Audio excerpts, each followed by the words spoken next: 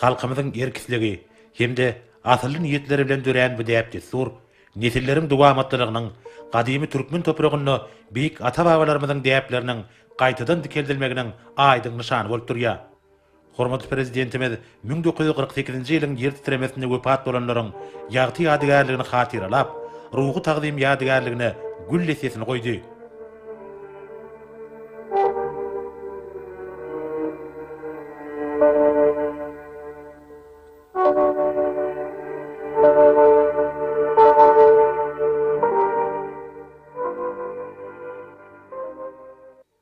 Soňra milli liderimiz taryhyň ýuwuz kynçylyklaryny düzgelip, watan süýjüligiň, gaýdawçylygyň belent nusgasyny görkezden halk gahramanlarynyň hatyrasyna dikeldilen ýadygarlygy geldi.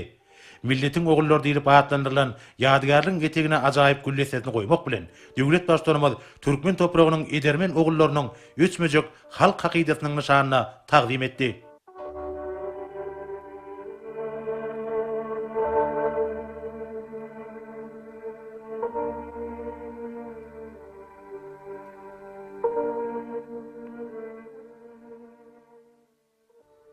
Soňra döwlet başlarymyz halk hakydasy ýadygarlyklar toplamynyň baky şöhrat diýilip atlandyrylýan ýadygarlygine gül lesesini goýmak bilen 1941-nji 1945-nji ýyllaryň urşunyna edermenligiň ajaýyp nusgasyny görkezden milletiň gahraman ogullarynyň öçmejek şöhratyny hatyrlady. 1941-nji 1945-nji ýyllaryň urşunyna watandaşlarymyzyň müňlerçesi deňsiz taýsyz edermenligi, harby borja göpallygy, watana ıgrarlygy bütün äleme äşkar etdiler.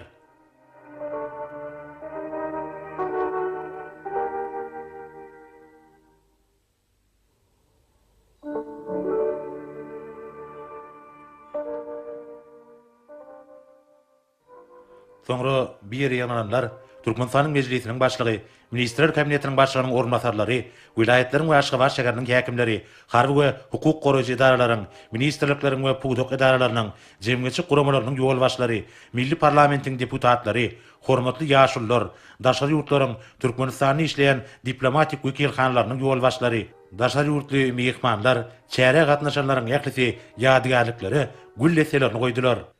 Mälim bolşaly 1948-nji ýylyň şol pajagyly ýer titremesinde wepat bolanlaryň arasynda hormatly prezidentimiziň atasy 1941-nji 45-nji ýyllaryň urşunyň gadaply söwüşlerine gahramançylyk görkezden ilhalar insan, mugollum we tutuş ömrüni asylly işe, ýaşlar terbiýelemäge başlan Berdimuhammed Anaýew bar. Hatyra güni türkmen halky öz gahramanlaryny hatyralap, olaryň gaýdawçylygynyň öňünde başa gýär. Türkmen halky ýödüniň gahramançylykly taryhynyň öçmejek pursatlaryny ýatlap, gahraman ata-babalarymyzyň edermenligine sarpa goýýar we watan gahramanlarynyň gaýdawçylygy barada hakydany nesilden nesile geçirýär. Biziň ýaşlarymyz şöhraty pederlerimiziň geçen gahramançylykly ýoluny buýsunçan garap, ondan görül alýarlar. Watanyň azatlygyny we garaşsyzlygyny goran ata-babalarymyzyň edermenligi we gaýdawçylygy barada şöhrat halkymyzyň taryhyna altın harflar bilen ýazyldy.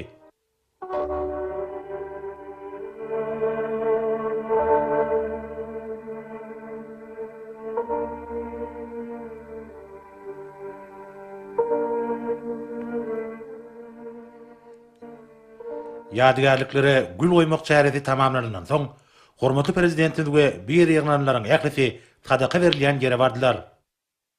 Assalamu alaykum, hormatly ýaşlar, aksakallar, hormatly adamlar.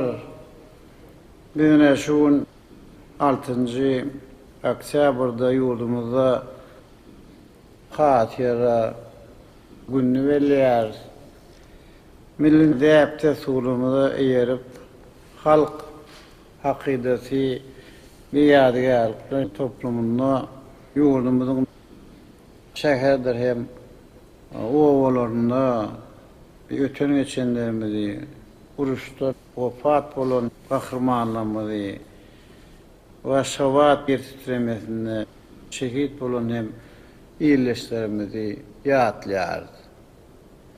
Olaryň ruhlaryny başlap sadakalar berýär, ayet tüwür edýär. Hormatly ýaşlar, hormatly adamlar, bizim hatyra önüne bütün geçenlerimizin yani ruhunu yatlap berýän sadakalar, mehriban halkymyzyň abadançylygy, garaşsyz vatanymyzyň asudulygy hem ruwaşlygy üçin edýän hem doga dileýäňiz büyük bir wagym dergähine kabul bolsun. Hormatly adamlar, hormatly ýaşullar, häzir Türkmenistanyň müftisi teberek çykyp bersin. Soňra Türkmenistanyň müftisi teberek çykyp, öten geçen ata-babalarymyzyň ruhlarynyň şat bolmagyny dile getdi. Edin Allah'ım, şuluk olan Kur'an-ı Kerim hayır tağamını, netlen berilen sadakalan hak hormatını, ötüp geçenimiz Muhammed Aleyhisselam ruhuna, ehli, peygamberlen, gerçeklen, erenlen, şehitlen, atava, mümin musulmanın ruhlarını aşettik. İmanlar, hemra, yataneler yan, ruhlar, şarklar, caylar, cenneti olsun. Edin Allah'ım, müngülliklerden göz başına alıp kaydayan atavalarımızın yol yörgülerini, deyip desurlarını eğerip, hatire desturunu berca etmek, ötün geçenleri yaşlykda ýatlamak, hem de olun ýagtyýadyny taqdim etmek, yani mukaddes ýerlerimize çoňur sarpa goýýan mehriban prezidentimiz gözden dillen görne görmez howp atarlardan gorap, öz nazarynda aman sakla, jany sag başydyk ýurda awat ömrüdok, adawray belent bolsun, amala asyrýan il ýurt behwitli tutumly işleri hemişe rewaj alsyn.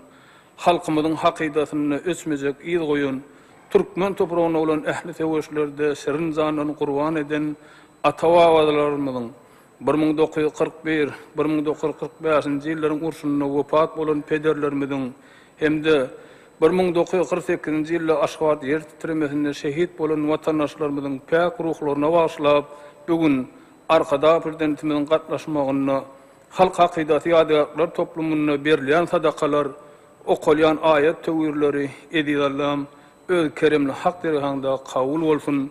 Ötüp geçen ata-babalarymyzyň, şehitlerimiziň, pederlerimiziň ruhlary şad bolup jalar cenneti bolsun.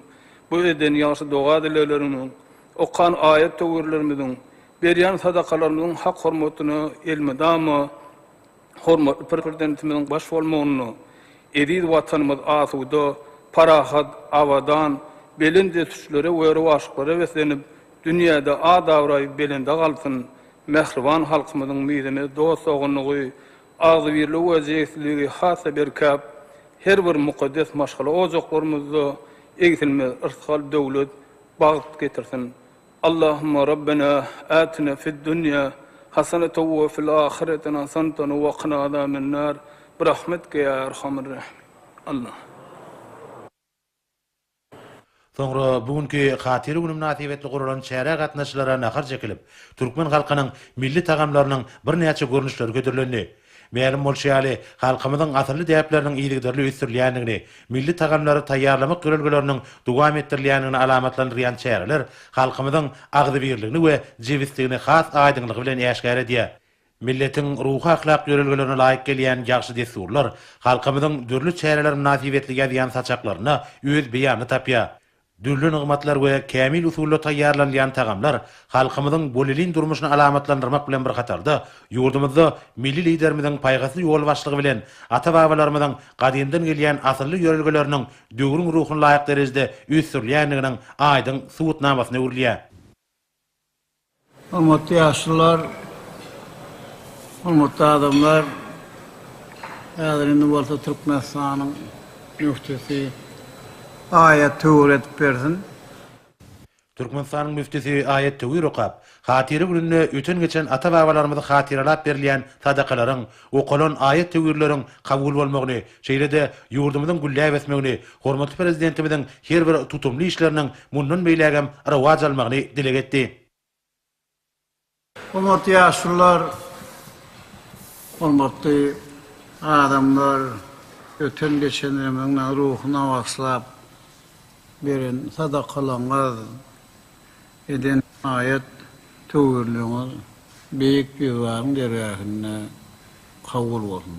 Elmedama goý Türkmen topragyna hemişe ýazady parahatçylyk, agdybirlik hem asudulyk hökm sürsin. Hormatly adamlar, iyi vatandaşlar, ähliňizden köp sag bolun, ilmi-damada sag doğurşalyň. Sag bolun. Hatire çäreleri tamamlanandan soň hormatly prezidentimiz bir ýerden ugrady.